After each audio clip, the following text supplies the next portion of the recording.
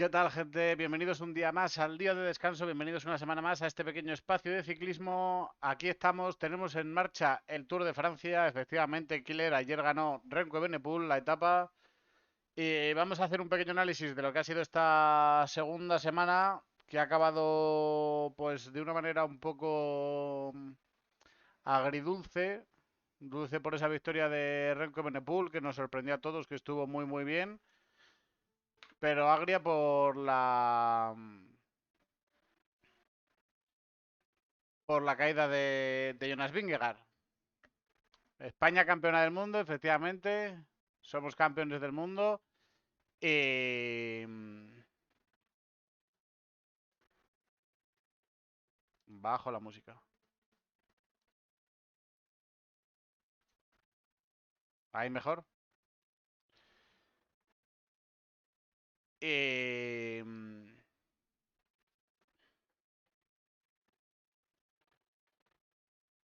y eso. España campeona del mundo, 1-0 ayer. Se sufrió un poco el partido, pero se acabó ganando bien. Así que... campeones y la vida sigue y mañana empieza la última semana del Tour, esta tercera semana, que es la tercera semana donde más se concentra todo, pero que tenemos esa cuestión de que hemos perdido a Jonas Vingegaard. Vale, tengo por aquí las etapas de la semana pasada, vamos a ir viendo todas las etapas, cómo han sido y los resultados y tal. Voy a intentar tirar de memoria, pero tendré que tirar posiblemente de Pro Cycling Stats y tal para ver cómo fueron las etapas, las fugas y todo eso. Y luego vemos lo que nos espera para esta semana. Dejamos la carrera de esta manera. Con Tadej Pogačar líder después de la novena etapa, con 2 minutos 42 segundos de ventaja sobre Jonas Vingegaard. Isaac del Toro era tercero a 3.27. Remco Evenepoel cuarto a 3.30. Juan Ayuso quinto a 3.34. Paul Saisas sexto a 3.55. Florian Lipovic séptimo a 4 minutos. Lenny Martínez octavo a 4.21. Esquielmos noveno a 4.57. Y Egan Bernal décimo a 9.12. Esta era la clasificación después de la novena etapa, la que fue entre Malemort y Usel, que ganó el amigo Mathieu Van Der Poel. En el maillot de los puntos lideraba Mats Pedersen con 45 puntos de ventaja sobre Vinian Girmay y 55 sobre Tim Merlier. La montaña la lideraba Tadej Pogačar con 9 puntos de ventaja sobre Jonas Vingegaard, que era el que llevaba el maillot cedido. El mejor joven era Isaac del Toro. Ya dijimos que aquí teníamos una clasificación que estaba bastante bonita porque teníamos a Juan Ayuso a 7 segundos y a Paul Seixas a 28. Incluso teníamos a Lenny Martínez a 54 segundos, así que todo bastante apretado en esta clasificación. Y en la clasificación por equipos, el Lidl Trek lideraba la clasificación con 27 minutos de ventaja sobre el UAE. Y así llegó la décima etapa, la etapa entre Orillaki y Leliogan, una etapa que aquí en la web del Tour parece totalmente plana, pero que acumulaba 3.800 metros de desnivel y que el propio Tour consideraba de montaña. Pero como hacen estos perfiles, pues parece que es bastante llana con unas pequeñas subiditas. Pero nada que ver. Un inicio, eso sí, llano. Y luego Payerols, que es puerto de tercera. Griful, que es de segunda. Prat de Buc, que es de tercera. Côte de Murat, de tercera también. Y luego el final, que hemos visto ya en otras dos ocasiones. Con el Puy-Marí, Paz de Pirolt, con 7,8 kilómetros al 6%, subiéndose por una vertiente distinta, pero bajándose por el mismo lado para luego hacer la Col de Pertu y la Col de Font de Serre, que serían las que decidirían la carrera. Aquí vimos el primer día. Buenas, David. Hoy sí que creo que no ha sonado.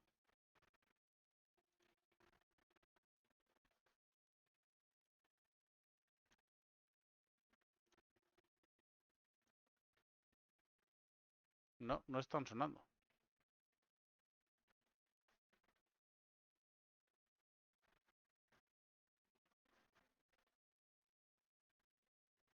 Te timo. Manda huevos. El otro día, ayer sonaron, ¿eh? Ya lo viste. No sé por qué no suena hoy. Si sí que está aquí la fuente.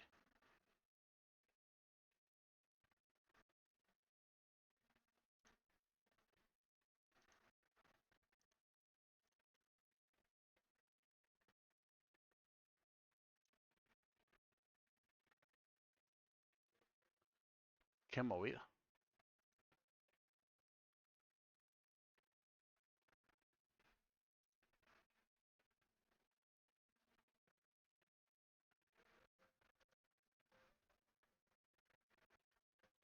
Pues debería sonar. No te sé decir. No te sé decir por qué no suenan, la verdad. Se supone que con este chisme sonaban siempre ya.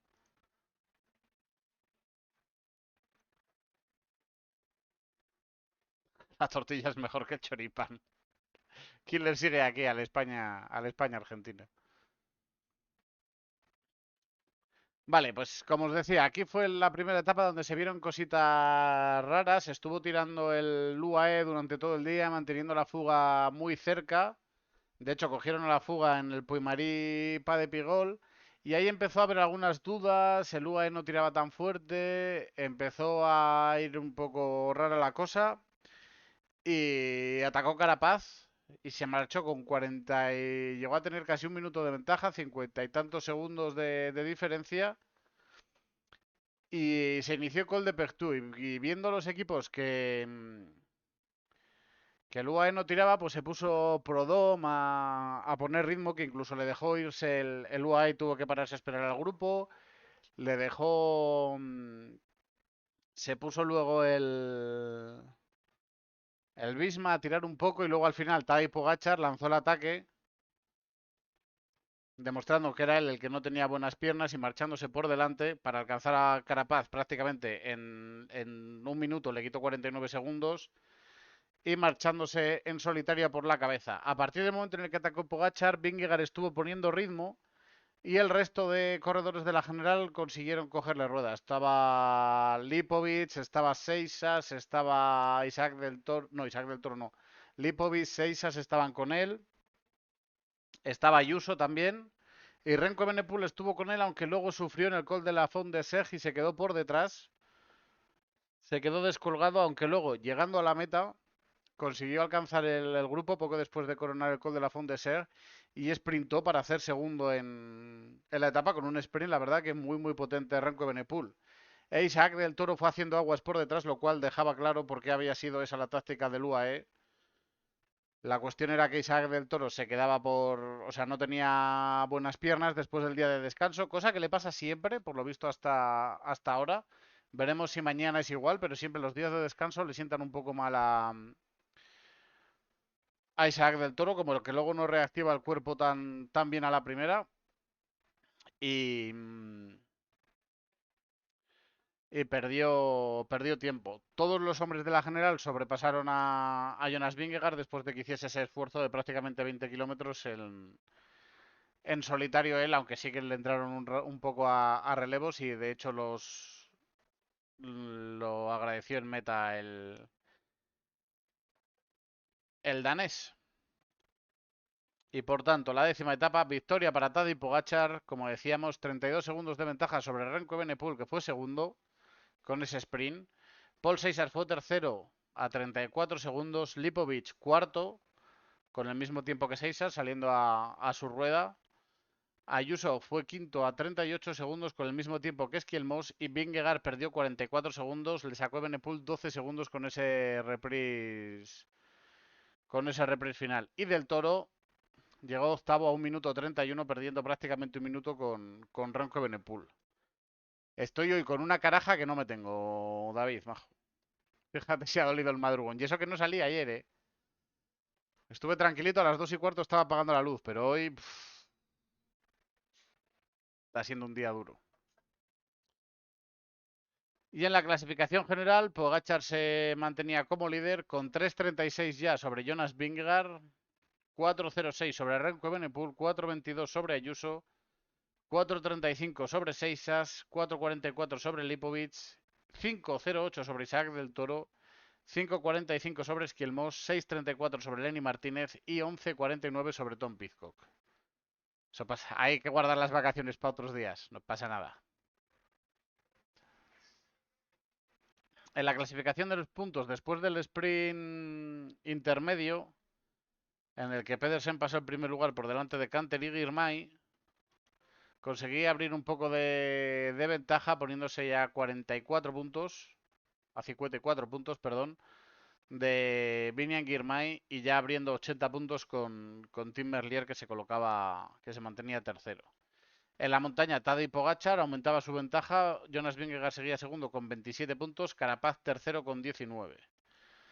En la clasificación de mejor joven, Juan Ayuso se colocaba primero, con 13 segundos de ventaja sobre Paul Seixas y 46 sobre Isaac del Toro, y aquí Lenny Martínez ya se descolgaba poniéndose a 2 minutos 12 segundos. Y en cuanto a la clasificación por equipo, empezaba el UAE a recortar tiempo, pero seguía siendo 24 minutos de ventaja sobre lo que tenía el Lidl Trek sobre ellos.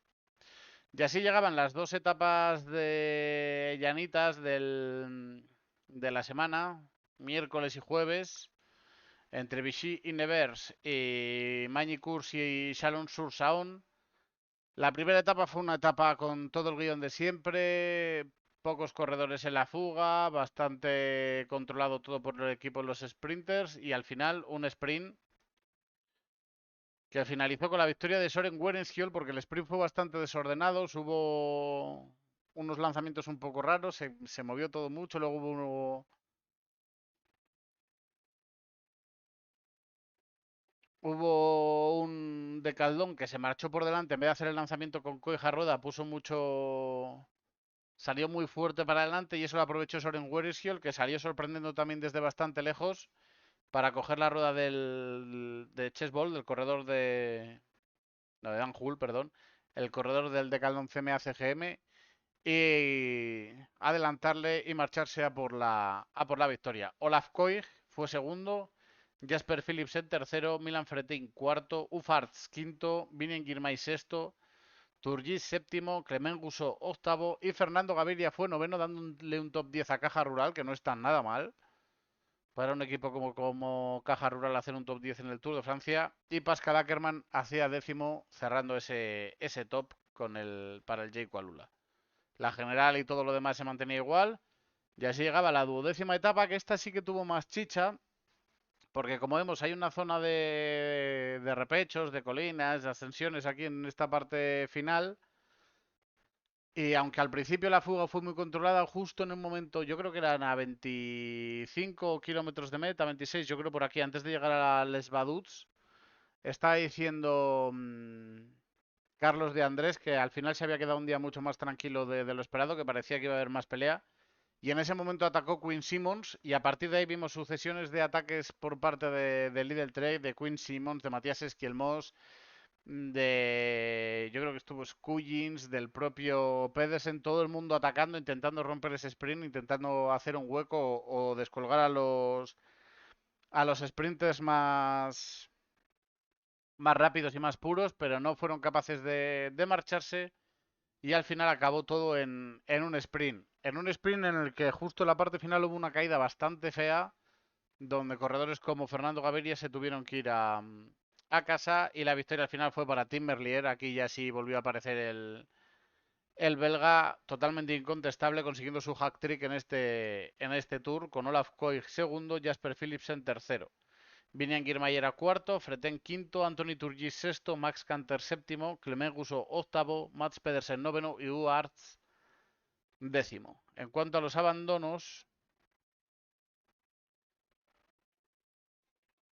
no hubo ninguno el día porque todos consiguieron llegar a la meta, pero ni Jeno Vermoex, ni Fritz Wiesterbos, ni Fernando Gaviria tomaron la salida al día siguiente. Y además hubo un corredor del 1X, que no sé si fue el propio Werensiol, que se pegó un ostión bastante terrible y fue muy, muy, muy magullado. Llegó así la decimocuarta etapa entre Mulhouse y Le Markstein. Aquí se hizo una fuga que marchó por delante con muchos corredores. Tendría que mirar a ver cuántos. Voy a echarle un ojo aquí a ver si...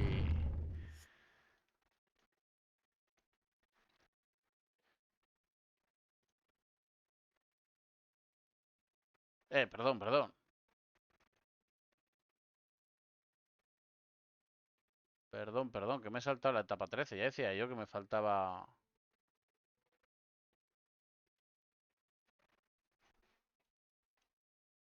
Llegaba a la etapa 13, que lo tengo aquí.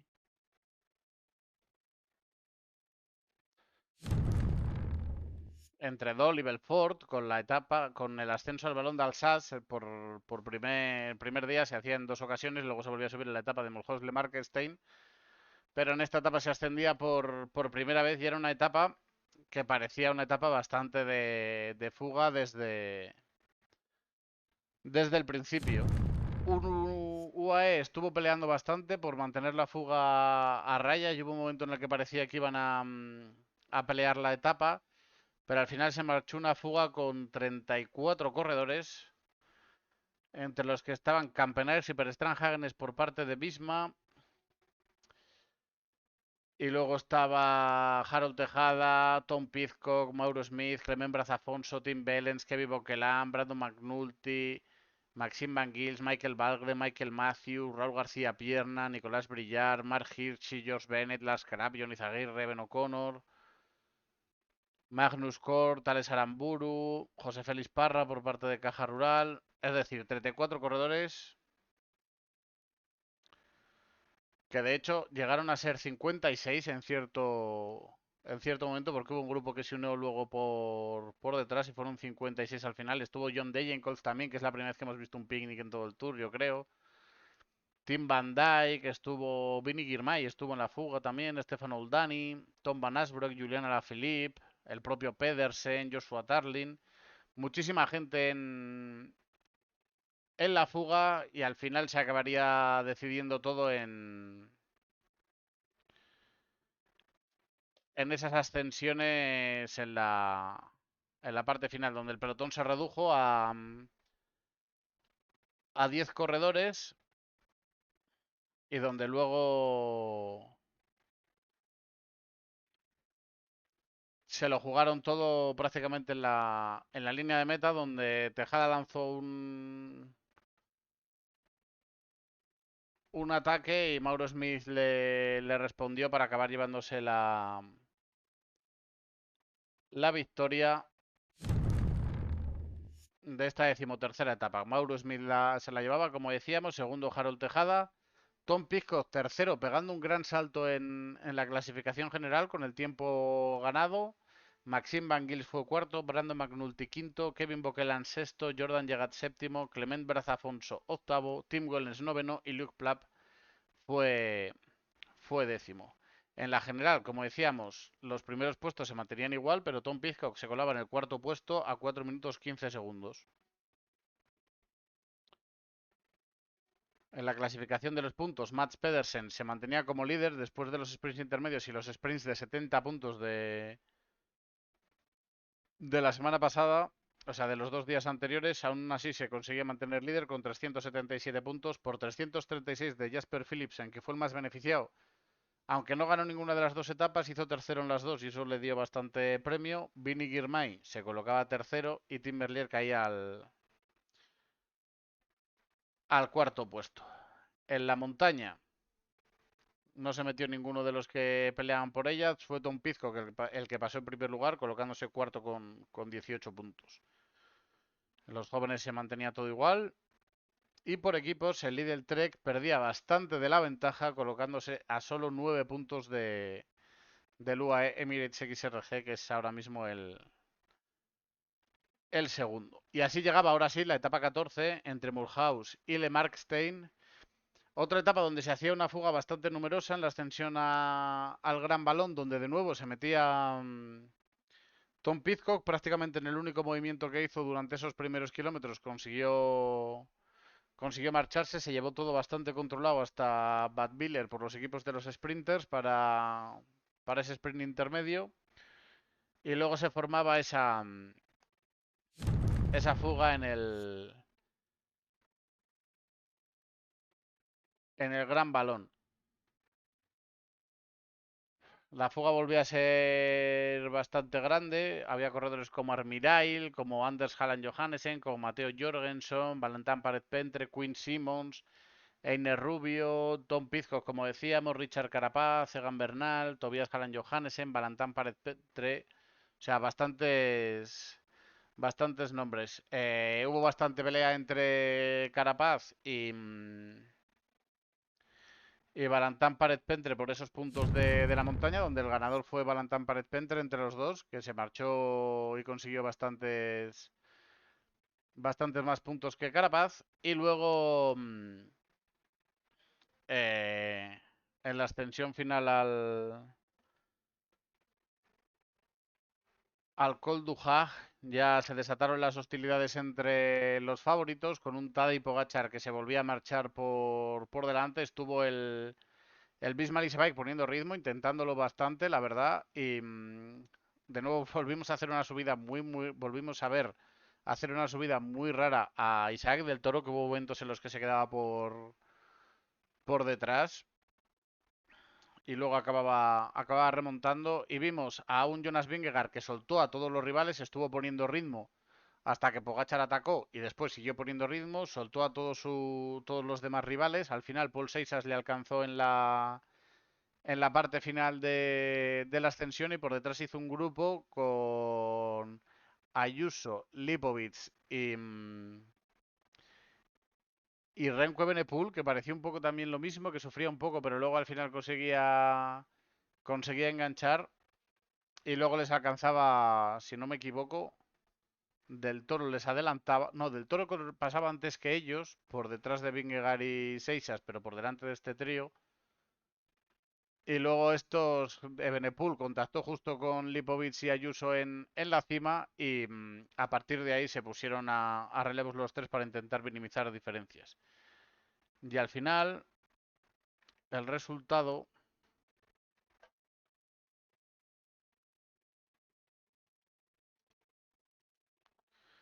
fue la victoria de Tadej Pogačar con Isaac del Toro segundo, que llegó con Paul Seixas. Al final llegaron los dos por delante de Jonas Vingegaard. Vingegaard por detrás a 44 segundos. Del Toro, como siempre, a rueda aprovechando para lanzar el sprint y dejando atrás a Jonas Vingegaard, que había hecho el esfuerzo, lo mismo que en el Liogan, pero esta vez con Del Toro ahí en ese grupo. Y luego Evenepoel, Ayuso y Lipovic, que minimizaron pérdidas llegando a 10 segundos de Del Toro y Seixas y a 4 segundos, prácticamente a nada de tiempo de Jonas Vingegaard. Después llegó Richard Carapaz, Tobias Halland Johannessen y Matías Esquielmos. En la general, pues Pogačar era más líder, ya 4 minutos y medio sobre Jonas Vingegaard, 5.04 sobre Remco Evenepoel, 5.19 sobre Paul Seixas, Juan Ayuso era quinto a 5.22, Florian Lipovic sexto a 5.44, Isaac del Toro séptimo a 5.50, Matías Esquielmos octavo ya a 7.35, Tom Pidcock noveno a 7.59 y Lenny Martínez décimo a 8.25. O sea, las diferencias empiezan a dispararse ya a unos niveles espectaculares. En la clasificación de los puntos sigue liderando Mats Pedersen, con Philipsen recortándole puntos porque pasaba por delante de él en el sprint intermedio, pero todavía con 36 puntos de ventaja. En la montaña, Pogačar seguía liderando, pero Valentán Paret-Pentre se colocaba en segundo lugar y Richard Carapaz en tercero con 5 puntos de diferencia. Al final no había tanta diferencia entre ellos. El mejor joven era Paul Seixas por 3 segundos sobre Juan Ayuso y 31 sobre Isaac del Toro. Esta clasificación que seguía apretadísima. Y en la clasificación por equipos, el líder 3 que volvía a perder otro pequeño mordisquito con el UAE, pero seguía liderando la clasificación. Y llegaba así la última etapa de la semana, esta etapa entre Champagnol y el plató de Solasson en Brison, con esa ascensión de 11,3 kilómetros al 9%, precedida de la ascensión al Col de la Croisette, que son 4,6 kilómetros al 11,2, y la Côte du Mont, que son 2,1 al 8,3. Y aquí de nuevo la etapa se hacía una fuga bastante numerosa donde volvía a estar Tom Pizco, que había dicho que había pagado el esfuerzo de 2 días antes, el día anterior, pero aún así se volvió a meter a la fuga. 24 corredores fueron los que acabaron haciendo el grupo de delante y estuvo Visma tirando muy fuerte durante todo el día para mantener a la fuga cerca. Que parecía que Visma quería hacer su ataque en este día, que veían bien a Pogachar y que podían hacer algo, pero llegó esa maldita rotonda en la parte final, antes de la ascensión al plato de Solaison, cuando estaba en la fuga como a 1 minuto 20 y Jonas Vingegaard se fue al suelo, partiéndose la clavícula y teniendo que abandonar el Tour. Hubo un momento ahí de parón, pero como estaba Pizcock en la fuga, hubo equipos que no podían permitirse parar por detrás. Bahrein estuvo tirando, vaya usted a saber por qué, también tiró Red Bull Bora. Y luego ya llegó el puerto donde se desataron las hostilidades. Hubo un momento donde vimos que Tadej Pogačar se ponía a marcar el ritmo. La verdad es que hizo una limpieza en el grupo espectacular, dejando a todo el mundo por detrás hasta quedarse solo 3 corredores en ese grupo de cabeza. Ayuso intentó seguir a ese trío y puede que ese fuese su error y pegó una petada bastante más bestia que el resto de sus rivales. Seixas, desde el momento en el que vio que el ritmo de Pogačar era demasiado, cogió su propio ritmo y se reguló bastante bien, con bastante buen hacer del corredor francés, como siempre. La verdad es que con 19 años le vemos medirse los esfuerzos y hacer las cosas muy muy bien al francés. Y luego Evenepoel aguantando la rueda de Tadej Pogačar todo el tiempo. Hubo cierto momento de radio, que es un momento un poco que deja un poco en evidencia al UAE, donde preguntó Pogačar si podía ir acelerando progresivamente y le dijo Del Toro, según la transcripción dice Don't drop me, que es como no me sueltes, pero yo lo que entiendo es Will drop me, como diciendo me sueltas, si haces eso me sueltas. Y entonces Pogačar no pudo hacer ese cambio de ritmo progresivo y Benepul se mantuvo ahí a la rueda. Hubo cierto momento en el que se quiso poner a marcar ritmo incluso, pero no le dejó Tadej Pogačar. Rápidamente volvió a ponerse por delante el esloveno y al final llegaron el último kilómetro y como a 400 metros o así lanzó su ataque Isaac del Toro. Le salió a rueda muy bien Remco Evenepoel, que luego pegó su palo, y luego Pogačar no superó a Renko, no superó la rueda de Remco Evenepoel en ningún momento. Aquí es donde se ha abierto el debate de si Pogačar no pudo o no quiso. Yo la verdad es que soy partidario del que no pudo pasar a Remco Evenepoel y es bastante sencilla la definición de por qué, y es porque no tiene ningún sentido que dejes ganar a Remco Evenepoel en esta etapa. Estás persiguiendo el récord de victorias, por lo que no vas a regalar una victoria a un rival de un equipo que no es el tuyo. Tienes a tu compañero por detrás, con lo que o te quedas con él para llevarle lo más rápido posible a la línea de meta, o bates a Evenepoel. Lo que no puedes hacer es ir a rueda de Evenepoel y no adelantarle para nada. Le dejas que coja más bonificación Evenepoel haciendo primero que haciendo segundo. Entonces, es que no tiene ningún sentido dejarse ganar esta etapa, por lo que yo creo que realmente Pogačar no pudo batir a Remco Evenepoel, y Remco Evenepoel conseguía su primera victoria en una etapa que no es contrarreloj en el Tour de Francia, con esas 4 horas 23 minutos. Tadej Pogačar fue segundo con el mismo tiempo, 4 segundos menos de bonificación que Evenepoel, y Isaac del Toro perdió 6 segundos más los 6 de bonificación, perdía 12 segundos con Evenepoel. Por detrás, Seixas y Lipovic llegaban a 58 segundos. Lenny Martínez hizo sexto, la verdad es que muy bien el final del francés, con Esquielmos en el mismo tiempo. Ayuso llegaba 3 segundos después a 2 minutos. La verdad es que Ayuso pegó una petada buena. Adam Yates llegaba a rueda de Ayuso y Quinn Simmons llegaba poco después de hacer un gran trabajazo. Tanto Quinn Simmons como Matías Esquilmos hicieron un trabajo espectacular para Juan Ayuso para intentar mantenerle ahí dentro de la clasificación. Me he equivocado de botón. Quería dar aquí al de abandonos. Y aquí vemos que Vingegaard, Merlier, que descolgó por detrás, iba perdiendo mucho tiempo y acaba abandonando, y Tom Van Asbrook, que se descolgó el primero y que desde el primer momento en el que se descolgó se veía claro el abandono. 3 abandonos más en este día, y esta semana la verdad es que hemos tenido bastantes abandonos todos los días.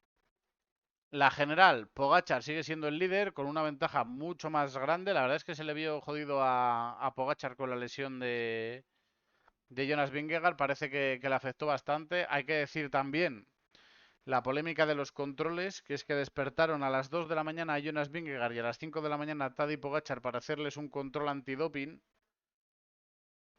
lo cual es un poco polémico, podemos decir, porque claro, el sistema es el sistema, está bien, hay que intentar pillar a los tramposos, pero entre dos de las etapas más duras del Tour, hacer levantarse a los dos grandes favoritos a la victoria final puede ser bastante perjudicial para ellos, hasta el nivel que puede que tenga que ver o puede que no tenga que ver, pero Vingegaard se acabó yendo al suelo en una curva y rompiéndose la clavícula, así que un poco polémica la decisión de hacer esos controles en esa noche. 5 minutos de ventaja redondos tiene sobre Renko Evenepoel, Tadej Pogačar. Isaac del Toro es tercero a 5.58. Paul Seixas cuarto a 6.23. Florian Lipovic quinto a 6.48.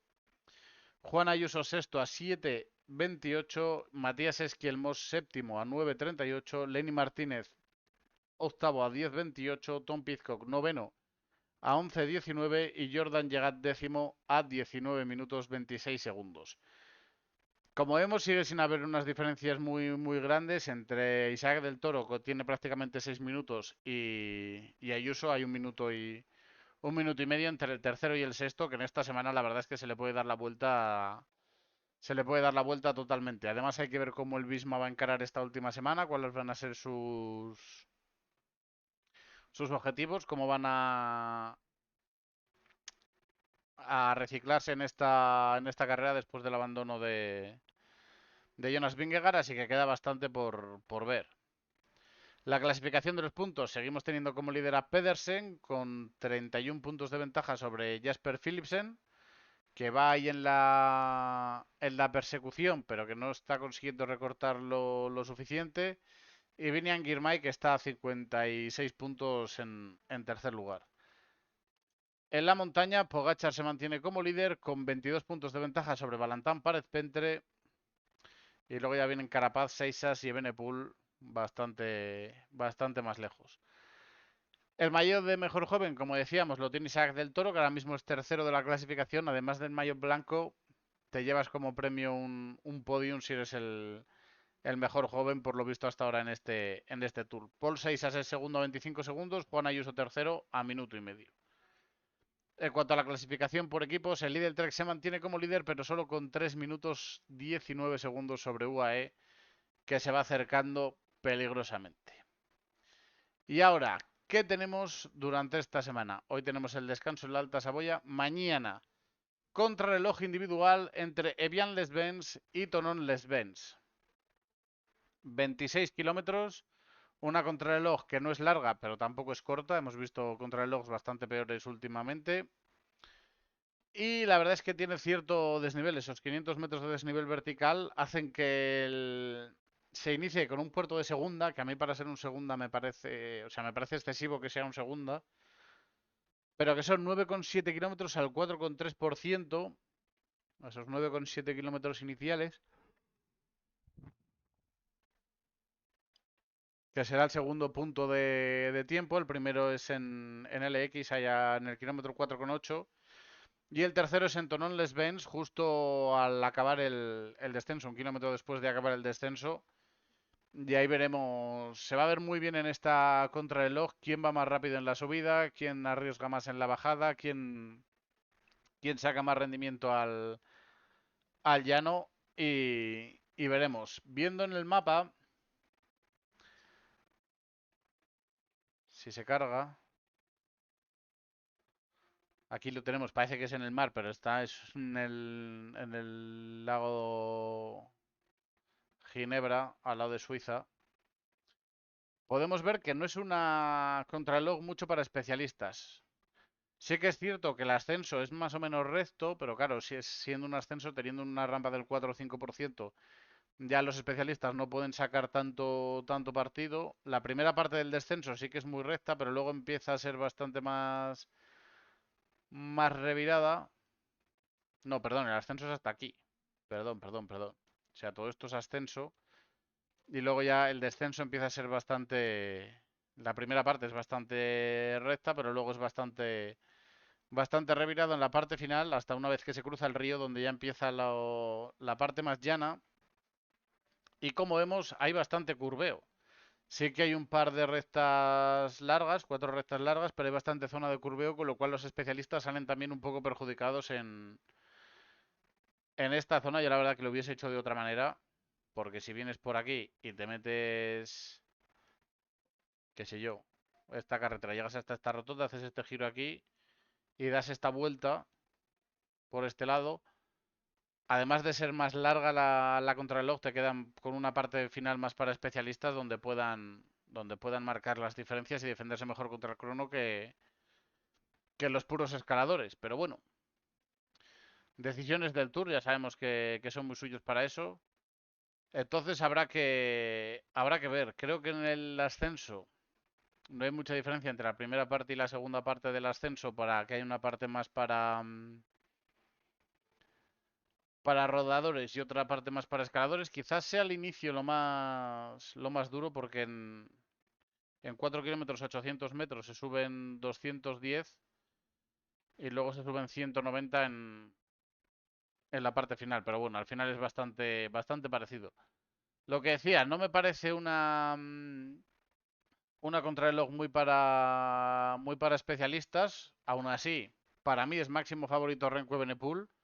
Pogachar tiene opciones, pero creo que no debería ser, aunque al ser tercera semana aumentan sus opciones, yo creo que no debería ser el ganador.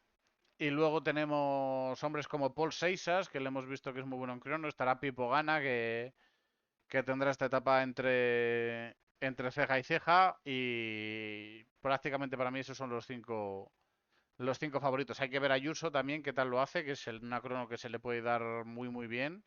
Y a ver cómo rinde Isaac del Toro después del día de descanso y en una contrarreloj que no suele tener tan buenos días. Así que vamos a tener una crono interesante donde se van a empezar a luchar ya ese tercer cajón del podium. Veremos cómo va a estar ese segundo cajón del podium. Aquí tiene que meter bastante ventaja Evenepoel sobre sus rivales. Y, y se empezará ya esa dura batalla por esos puestos de podium y el maillot blanco. El primer corredor sale a la 1, exactamente. El último sale a las 5:15. Empezando por Kamil Gradek, van saliendo cada minuto y medio hasta la parte final, que si no me equivoco era hasta Egan, efectivamente, hasta Egan Bernal, y a partir de ahí salen cada 2 minutos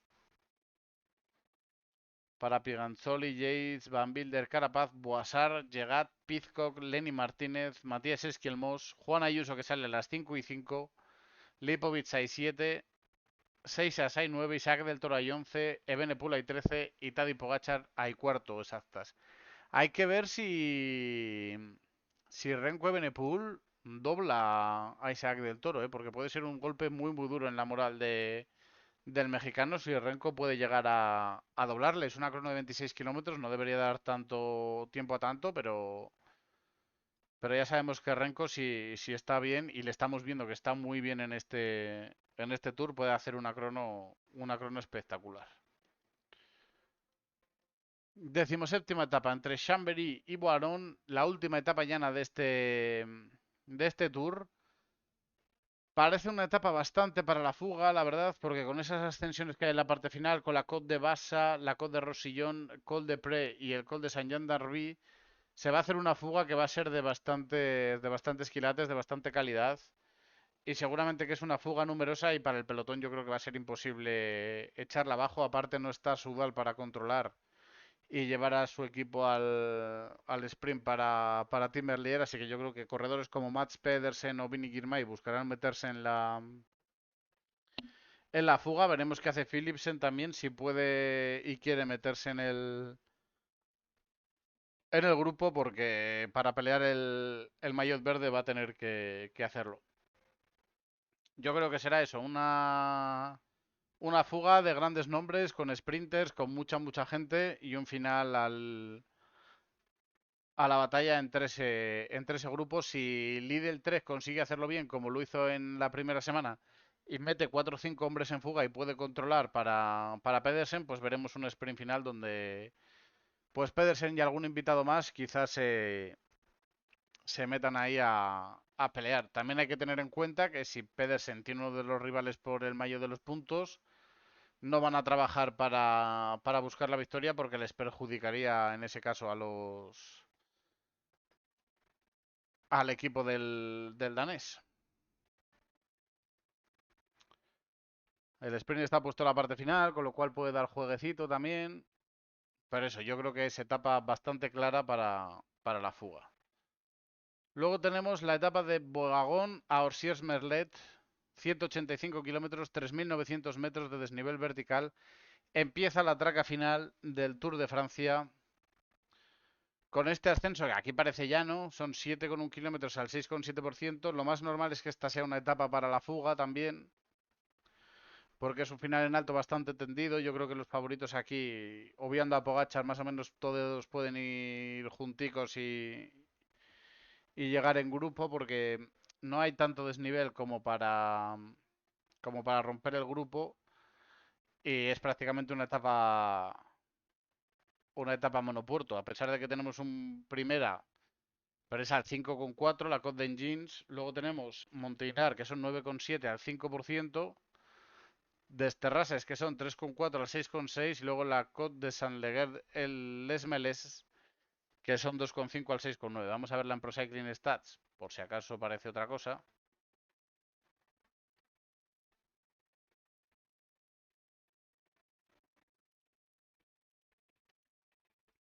Aquí lo vemos. Al final es una etapa terreno para hacer fuga con la Côte d'Engins al principio, pero luego bastante monopuerto. Está el ascenso de Montinar, pero luego no hay ningún descenso y por lo tanto no hay más ascensos, sino esas pequeñas cotas. Sí que es cierto que va a haber poca distancia, poco kilómetro llano, y que la fuga va a tener mucho terreno para pelear, pero para la general yo no creo que esta etapa dé. Y luego llega 19ª etapa entre Gap y Alpe d'Huez, 127 kilómetros solamente, 3.500 metros de desnivel vertical, que en proporción es bastante. Etapa de montaña, como no puede ser de otra manera si se finaliza en Alpe d'Huez, con un inicio bastante duro con el Col Bayard, que son 4,7 kilómetros al 7,2, pero a cara perro desde la salida. Y luego, con un pequeño descenso y un paso de valle, tenemos el Col du Noyer, que son 7,2 kilómetros al 8,5%. Y eso en los 25 primeros kilómetros. Luego, a partir de ahí, ya la etapa se relaja bastante hasta llegar al sprint intermedio en Le Péguier. Y a partir de ahí ya subir Col d'Ornon, que son 5,4 kilómetros al 6,4. El descenso y luego Alpe d'Huez, que son esos 13,8 kilómetros al 8,1%, uno de los grandes clásicos del Tour de Francia y del ciclismo mundial. Si vemos el perfil aquí, vemos que tiene más dificultad de la que parece en el perfil del Tour, pero que aún así es una etapa en la que tiene pocos kilómetros y encima tiene bastantes de esos kilómetros bastante llanos. Y llega la gran etapa de este Tour, la etapa donde han puesto toda la confianza, habían puesto toda la confianza de que se disputase todo, pero quizá lleguemos con todo solventado ya. 20ª etapa, Le Bourg de Sants, Alpe d'Huez, 171 kilómetros, 5.450 metros de desnivel vertical. Se sale del Bourg de Sans y desde ahí se va a la Croix de Fer con esos 24 kilómetros al 5,2%, que son muy engañosos, porque podemos verlo aquí, cómo es la Croix de Fer, que son 5 kilómetros de ascensión muy dura, zona llana incluso de bajada, y luego desde el kilómetro 9 al 16, al 15, son otros 6 kilómetros de ascensión bastante dura, otra zona llana y que llega a tener descenso, y luego otros 5 kilómetros en la parte final al 6,6%. Tenemos el paso hasta el Rivière d'Alemont, que son 5,8 kilómetros al 8,2. Luego el Barras de Gran Masson, que son 6,6 al 8%. Y luego esos finales de la Croix de Fer, que son 5 kilómetros al 6,6%. Por lo tanto, se está subiendo unos 17 kilómetros de esos 24. Y eso hace que el porcentaje sea 5,2 al final. Como decíamos, muy engañoso porque es una ascensión muy, muy dura. Descenso hasta llegar al Gran Túnel, donde hay ese repechillo. Llegada hasta Saint-Jean-de-Maurienne, sprint en Saint-Julien-Mont-Denis y luego desde ahí encarar al Galibier. Galibier subiendo por Telegraph Galibier, que son 12 kilómetros al 7,1%, un pequeño descenso y luego llega el Galibier, el Souvenir Henri Desgrands, con esos 2.642 metros de altitud y esos 17,7 kilómetros al 7%. Un auténtico coloso del Tour de Francia, ya lo conocemos todos, uno de los grandes puertos del Tour. Descenso largo, largo, largo hasta llegar a Misoen, donde parte el Col de la Sarenne, que son 12,8 kilómetros al 7,3, que es la trasera de Alpe d'Huez y que se corona a 14 kilómetros y medio de la línea de meta. Y a partir de ahí, terreno de sube y baja a la altitud del Alpe d'Huez para llegar a la línea de meta ahí en el propio Alpe d'Huez. Y para cerrar el tour tenemos la etapa de entre Thierry y los Campos Elíseos, con esos 1.300, o sea, 132 kilómetros, perdón, con 1.000 metros de desnivel vertical y donde se hacen de nuevo 3 ascensiones a la Butte Montmartre, donde Tadej Pogačar el año pasado no pudo ganar. Vimos una de las grandes exhibiciones de Wout van Aert, cómo conseguía sacar de rueda a Pogačar y llevarse la victoria. Veremos si este año le sale otro rival a Tadej Pogačar, como puede ser Mathieu Van Der Poel, o Pogačar consigue marcharse en solitario por delante, o el grupo consigue controlar y tenemos un sprint en la parte final. Está bastante abierta esta etapa. Y eso, tenemos esta semana crono mañana, que puede ser uno de los días claves del Tour, luego etapa llana tranquila, que será para la fuga seguramente, otra etapa para la fuga, aunque ya sea de montaña, las dos etapas de Alpe d'Huez, la gran traca final, y luego la etapa de Montmartre, de París con los Campos Elíseos y la ascensión a Montmartre. Eso es lo que nos queda esta semana y veremos a ver cómo lo afrontan los equipos porque, como decíamos, el maillot blanco y el podium están con una lucha preciosa. Hay gente intentando la montaña, aunque lo va a tener bastante complicado si Pogačar sigue ganando cosas. Aunque si está de escudero de Isaac del Toro, lo tendrá más difícil. Y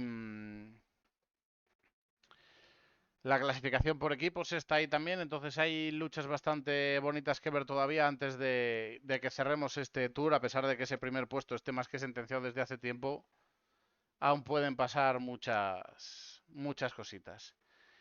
Y por ir acabando, vamos a ver las carreras que tenemos esta semana. Que tenemos unas pocas carreras. Tenemos el Memorial Andrzeja Trochaneuskiego en Polonia, donde estará Euskaltel Euskadi con Henekin y Sasa, Jordi López, Gary Ugarte y Dani Van Der Tuk. Y donde tiene una gran oportunidad para ganar porque es el único equipo profesional que hay en la carrera. Así que a ver si hacen un buen Memorial Andrzeja Trochaneuskiego. Luego está la Ducola Mazowska, que es vuelta por etapas, que se corre a continuación del Memorial siempre. Y donde de nuevo tendremos a Euskaltel con Jordi López, Dani Van Der Tuk, Gary Ugarte, Paul Henekin y Xavier Isasa, y que de nuevo tiene una muy buena opción de ganar. y de puntuar bien aquí, porque la verdad es que se le está poniendo la cosa bastante complicada en cuanto a la clasificación del World Tour se refiere para poder reentrar a las grandes vueltas la temporada que viene. Luego tenemos la Ordiciaco Clásica, la prueba Villafranca, donde viene pues los equipos más grandes. El UAE con Igor Arrieta, Filippo Baroncini, Julius Johansen, Vegar Stake-Laengen, Antonio Borgado, Jonathan Narváez y Kevin Vermaerke. Movistar con John Barrenechea, David de Formolo, Pavel Novak, Nathanael Tesfasion, Diego Pescador, Pelayo Sánchez y Tomás Pombo. Luego viene Yeco con un equipo más flojo, Astana con Champusan, Fedorov, Skertel, Scaroni, Silva, Toniati, Ulisi. El Burgos con Lorenzo Cuartucci, Martín Rey, Jesús Herrada, Hugo de la Calle, José Manuel Díaz, Eric Antonio Fagúndez y Adrián Fajardo. Muy buen equipo el que trae el Burgos. Caja Rural con Joan Bou, Alex Díaz, Samuel Fernández, Joseba López, Francisco Joel Peñuela y Gorka Sorrarain. Ker Pharma con Iván Cobo, Unai Iribar, Ivón Ruiz, César Pérez, Iker Gómez, Íñigo Elosegui. Y Euskaltel con Xavier Berasategui, Nicolás Alustiza, Chomin Juaristi, Jonathan Lastra, Jordi López, Marco Martín y Luis Chatton. Buena oportunidad para los equipos españoles de hacer un buen resultado aquí en la Ordiciaco Clásica. A ver si pueden pelear con la dictadura del UAE. En cuanto a la ruta, no hay todavía, así que no podemos decir nada. Tenemos los Juegos Centroamericanos, tampoco mucho más que decir. La vuelta a Castilla y León, que de esta sí que tiene que haber perfil, ¿no? Que vuelve a ser de una sola etapa, si no me equivoco, vuelve a ser una carrera de un día.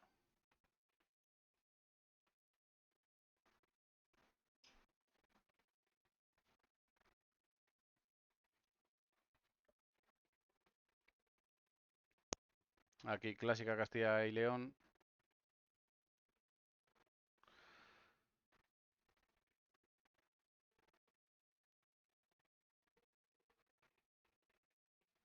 Pues no está el perfil tampoco.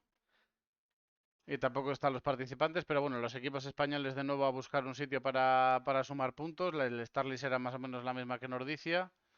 Luego está la Puigdemont, donde va a correr también Euskaltel. Euskaltel que va a hacer una gira por Polonia en busca de puntos bastante maja. Y luego el Grand Prix de la Ville de Perenchis, que es de categoría menor y donde correrán los equipos de desarrollo, como en el Giro del Valle de Aosta que hemos tenido esta semana y donde hemos visto a un Enrique Bravo, el brasileño del Sudal Quick Step, que ha estado a un nivel espectacular, llevándose la victoria con 26 segundos de ventaja sobre Mateo Ramírez. Y para acabar, vamos a ver los rankings. En el individual ya sabemos que Pogacar, Vingegaard, Evenepoel del Toro, eso sí. Pero la clasificación por equipos, UAE sigue liderando con esos 3.000 puntos de ventaja que tiene sobre Red Bull Bora y esos 4.000 sobre el Bisma. Equipos que descenderían ahora mismo, tenemos al Picnic NL que está hundido en la miseria. Y el IF Education y el Grupama se quedarían fuera también del World Tour. Entrarían Cofidis, Tudor y Pinarello Q36.5, que son los equipos ahora mismo que van a recibir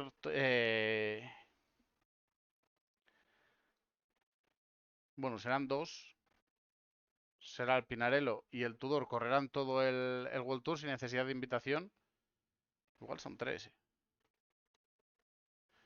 Pinarello, Cofidis y Tudor. Todo el World Tour. Las Pro Series para Univet y Caja Rural. Y luego Total Energies, Burgos Buspeller BH, Polti Visit Malta, Nippo Rally, Care Pharma, Bardiani y MBH Bank CSB Telecomfort podrían ser invitados a las grandes vueltas. No así Euskaltel, no así Model Adventure Pro Cycling. Así que poco más tengo que comentaros. Eso es lo que hemos tenido durante esta semana, lo que vamos a tener esta semana que viene también en el Tour. Y lo vamos a dejar por aquí. Estoy un poco hoy cansado de ayer, así que no tengo las ideas tan claras y no estoy tan lúcido. Así que queda hoy un poquito más corto todo. Volveremos el lunes que viene con más ciclismo. a ver cómo ha sido esta última semana del Tour y empezar a preparar ya las siguientes carreras. Así que nada, gente, muchas gracias a todos por estar por aquí. Nos vemos cuando queráis, ya sabéis. Muchas gracias a todos. ¡Ale!